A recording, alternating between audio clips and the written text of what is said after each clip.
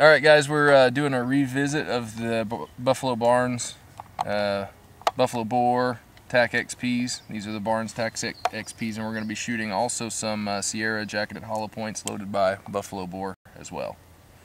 Going to try to get some better velocity readings and whatnot.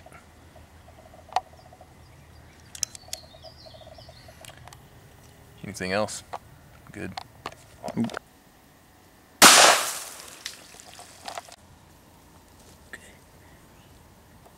11-10. Nice.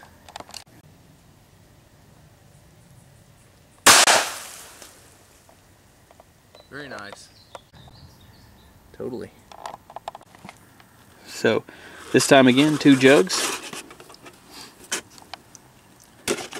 $2.99. That was an expensive water jug. We got it in there. Looks like it stopped in the second jug. It hit the back, but nothing there.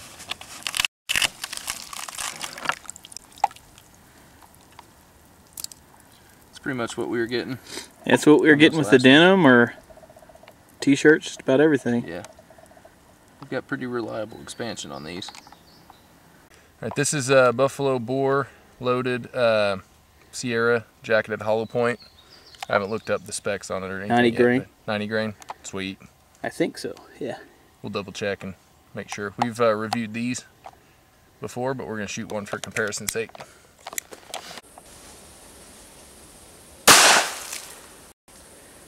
I got water back here. 994, weird. Good centered shot. That's the exit? Or did it spin it around? Yeah, that's the exit, I Okay. think. Yeah, that's the entrance. Oh, okay, I see. I think it's in there though. Maybe.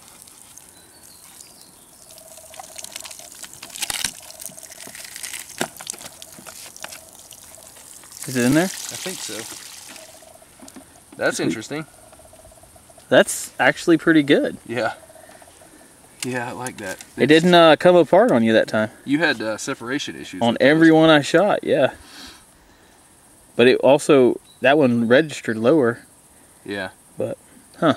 And it wasn't through denim. Yeah.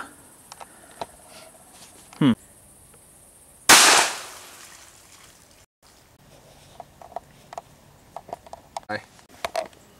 Yeah. Oh, hi. Yep.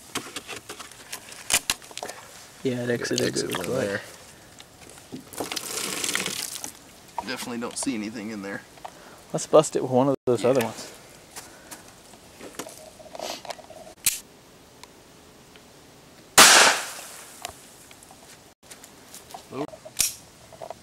Oh, Some jacket.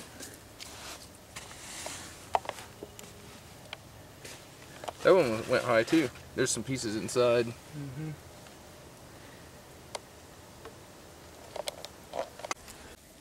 Alright, we're doing some Wetpack testing on these Buffalo Boar.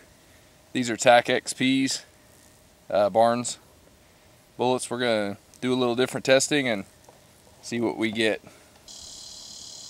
Oh, dang. Nice. A little further left than I wanted. Velocity 11-17 on that one.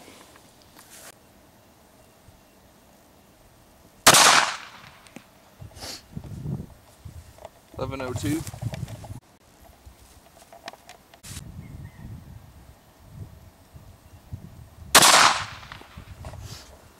$10.92.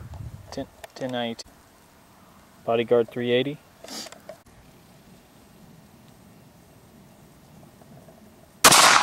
Whoa, way low. 1073. 1073. Sierra 90. Are they 95s or 90? I think they were 90s. Okay. I think. Are these plus P? I don't remember. Okay. Fire. 1015. 1015. Ready? Ready.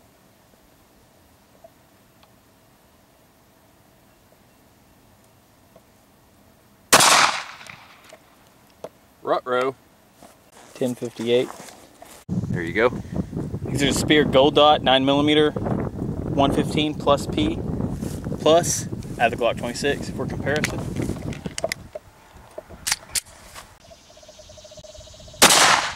Nice. 1185 on the velocity.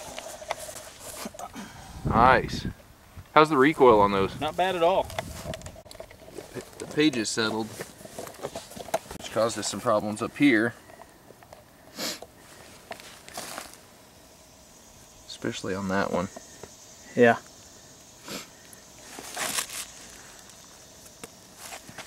You want me to start peeling pages off? Yeah, I think I would start kind of peeling them back and seeing what kind of penetration and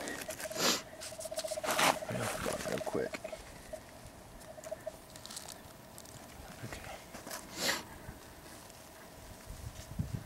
That's really expanding that 9mm. Yeah, that 9mm. And actually, look at this down here. That's not bad. That's that Barnes, right? No, that's the. That's the Sierra. That's a Sierra. Yeah. Okay.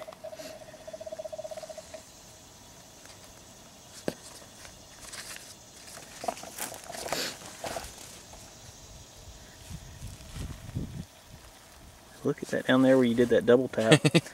Yeah, not very scientific. But... Okay, we are.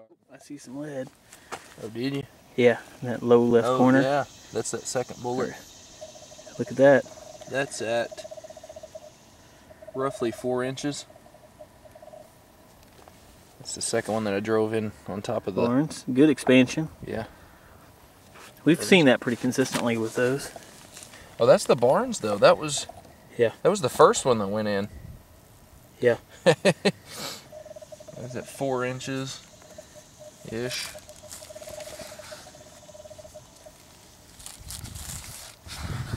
Oh, here we go. A little over 4 inches. One of the Sierras. Did we get jacket separation or are we? Nope, we're together. Boy, look how flat that went. Yeah, it wrapped it around. Yeah, it did. Pretty good. Expansion too. Yeah. About 4 1/4. Oh, here's another one.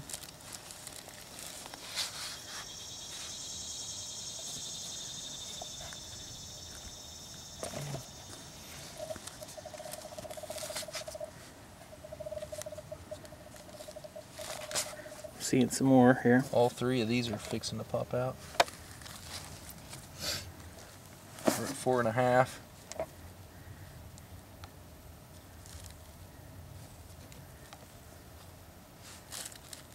Yeah, just over 4 1/2 inches.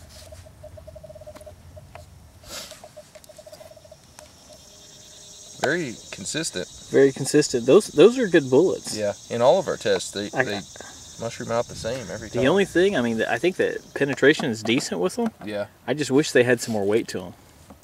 But yeah. For instance, on that 9mm Spear Gold Dot plus P plus, I get about 3 jugs of penetration. Really? Of water with the 3 full 115. jugs? Yeah.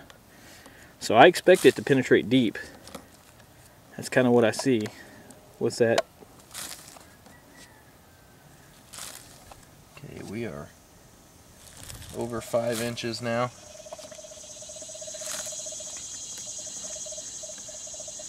Looks like we've got past all the 380s. Here we go. About 5 inches and almost 3/4, but that was the second shot that went through that hole. That's our last 380. That was the last 380. Spear Gold Dot. It kind of got a little bit further, but it had some previous damage. I think I said there. spear, but that's yeah. Oh, and there's our 9. Oh, is it? Sweet. We are working on 6 inches.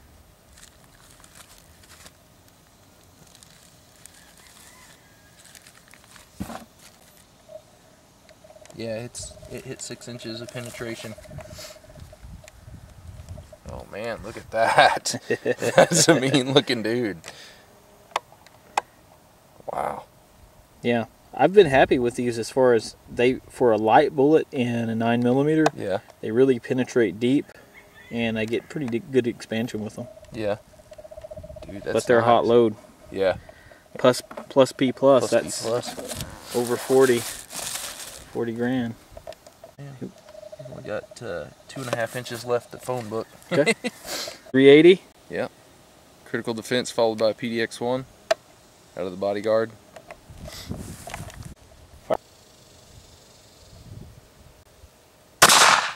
Good hit. That went high. I think it's still okay. Yeah, that didn't sink down as bad. Critical defense 914. Yep. Ready? Send it. Nice. 919, 380 PDX, 95 grain. Spear gold dot, 9mm, and PDX1 after that. Out of the 19. G19. Ready? Send it.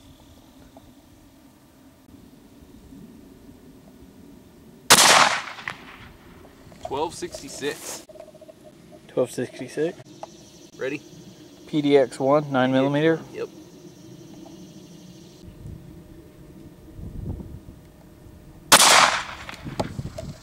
$11.78. Lost some integrity there. So we got the button right here. Out of that little critical defense. Yeah, that critical defense, we kind of screwed the pooch on that. Yeah. It would have been if it actually counted 8 inches, but that doesn't count. It looks like it skipped some, but it did.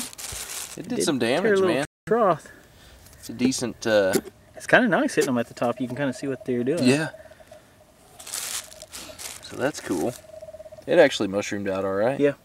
Those don't usually get real huge. They don't get real huge, but they usually mushroom consistently. Yep. Okay, so let's see here. Do this like so. We're at 5 3/4 there.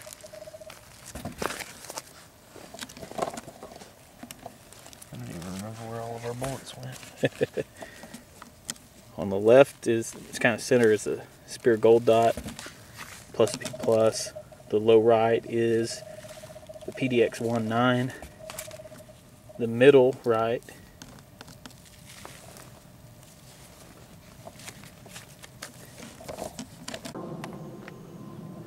Homeland Defense, right? They're spying on us.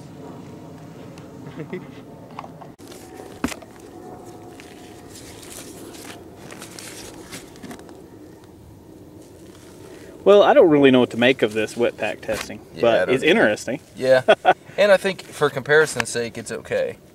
Like, but I don't really know what it tells you. Yeah, like how does it translate into real world? Yeah, because I can stop a 308, and I think in those phone books. I'd like to shoot my 300 in it. Dude, we're still going. We're at over 4 inches. I see one. The 380. Oh, yeah, they're starting to stick together. I think there it is. Yeah. So that was 4.5-ish. 4.5 inches. So that's about good expansion. That's about what we get with all the 380s. It looks like about 4.5 inches. Yeah. 9 does a little more. Looks like. Yeah. Yeah. Both of them look like those 9s are opening up pretty good. Okay, so we're through that 6 inches.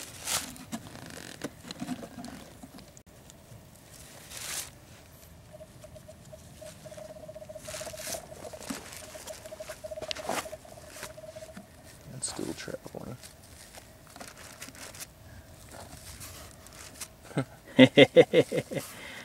These probably aren't packed as tight. Probably not. Oh, there's one, I think. Is that one? Might have been some. No. Yeah, I think it was just paper. There we go. Look at that bad boy. That's mean, dude. Is that the PDX1? No, that's actually the Spear. The Spear? I think. Yeah, that's Spear. That extra velocity on that Spear really opened that one up, didn't it? Man. And this is the... And how many inches were we? This is plus... It's 6 inches plus probably... Inch hard and to a half, measure here. inch. 'Cause, yeah, 1.5 inches. Man. Oh. So the PDX1 was... Yeah, it's about there.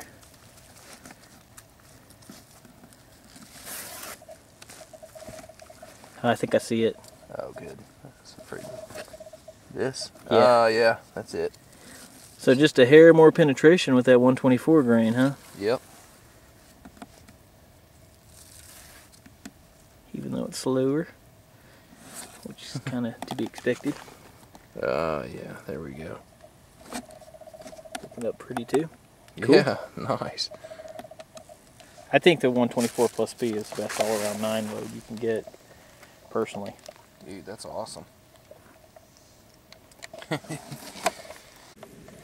In summary of this 380 ammo testing that we've been doing, and specifically the Buffalo Bore Tac-XP testing, I wanted to put together as much data as I could to represent our test results numerically, and it gets a little confusing, so I want to explain that. Sadly, I can't go over the numbers in as much detail as I would like. It would take me 20 minutes to do a very simple rundown of what I've done here. At least for me, I babble a lot. We've done quite a bit of 380 testing, so you know, basically I've thrown together some numbers here, and I'm going to explain it and then leave the screens up. You can pause the video to look at them if you want, but I want to make sure that it's at least somewhat clear what I've done. Basically, I've broken it down into water testing and Wetpack testing, and water testing consists of every test that we've done that got similar penetration data results, and that is denim and jug testing, denim on water jugs, t-shirts over water jugs, bear jugs, and watermelon testing. Those all got similar penetration results and similar expansion results. All things were typically about the same. Then Wetpack testing has much lower penetration values because that's just the way it is.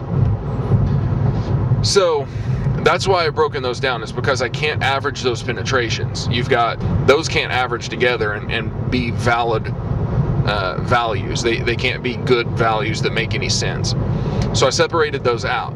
So what you have in each bullet data set is you have a water testing average of everything, you know, expansion, penetration, velocity, energy. Then you have a Wetpack value or average of expansion, penetration, velocity, and energy. And then you have a total average of expansion, velocity, and energy. There's no average on penetration for a total of all the tests combined. Okay? Now, you'll also notice that there are standard deviations and coefficient of variations thrown in there. Now, the coefficient of variation, I just put that in there as an added value to kind of help show the consistency a little bit, but really the standard deviation is what I'm using in this case to try to see how consistent something is. One other thing you'll notice is that on each individual bullet, sometimes there are 4 expansion values and sometimes there's just 1.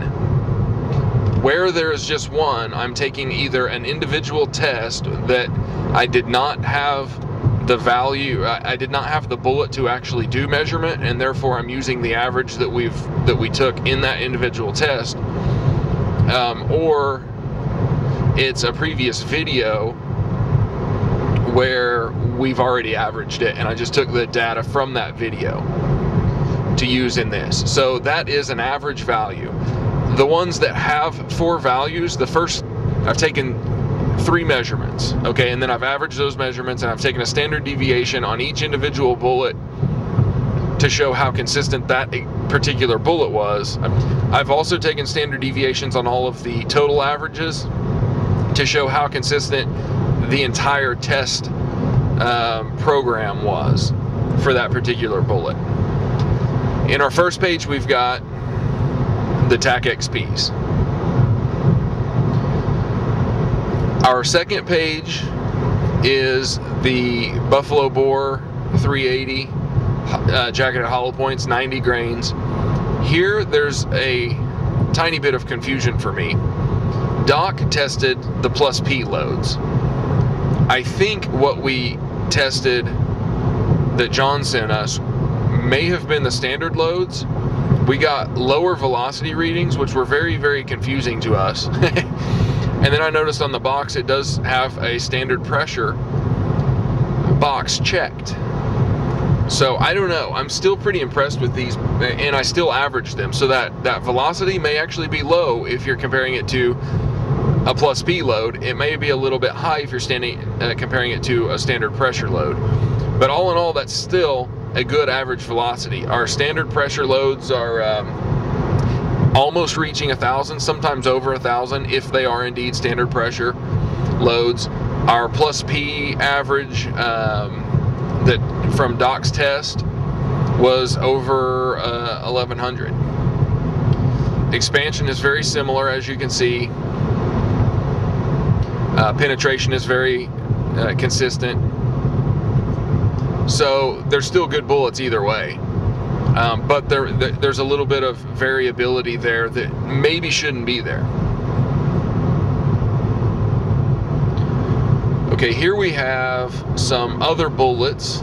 The Winchester PDX-1, which is always a favorite, and again, I need to emphasize that our video that's up right now of the PDX-1 380 is a little bit harsh on it. We had some expansion problems. I have included those averages in this data set. Since then, we've had very little problems with the PDX-1. It's a valid round. We also have the critical defense, which is always a favorite and seems to expand consistently. Doc had some that did not expand. So there are conditions that would make it not expand. We also have the Corbon DPX, which I don't know too much about. It tested well. I think it's a valid round as well. I left out, we've got some Federal Hydra-Shock data, we've got some Remington Golden Saber data, and that may be it. I don't remember right offhand, but I left a lot of that out because it didn't seem like very strong data or very comparable data.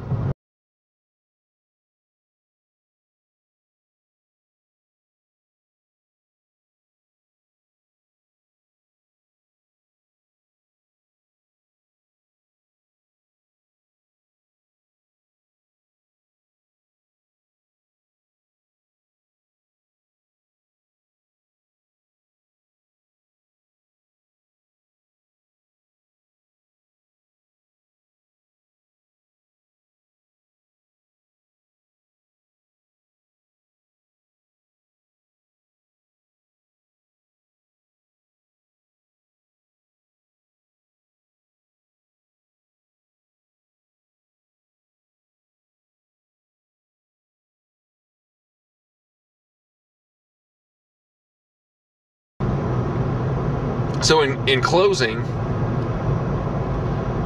these Tac-XPs, they're great bullets. This is technically a dedicated Tac-XP video. So, you know, I think we've shown them in a very good light. I think we've gotten a lot of good data from these Tac-XPs, and they have exceeded my expectations. I was not really thinking that these were going to be that great of a round when we first got them. I've been impressed with Buffalo Bore. I like Buffalo Bore, but I just didn't really have high expectations of an all copper lightweight bullet. They have far exceeded my expectations. But what this boils down to is what everybody seems to forget when they get into debates and arguments over bullets and guns and philosophies of use. Personal preference rules the day. If this is too light of a bullet for you, don't use it. Go with a critical defense or a PDX-1 or something else. If you don't mind that lightweight, I highly recommend this bullet because it has more kinetic energy, and it's opening up to a very wide mushroom, and it's very consistently opening up, and it is very consistently penetrating. So, not a bad option. Alright guys, thanks for watching. Hope it wasn't too much data. Hope the video wasn't too long. I appreciate John at Veracity Nation for sending us this stuff to test, and I have to apologize for taking so dadgum long to test this stuff and get it all wrapped up. So sorry buddy, but thanks again to everybody.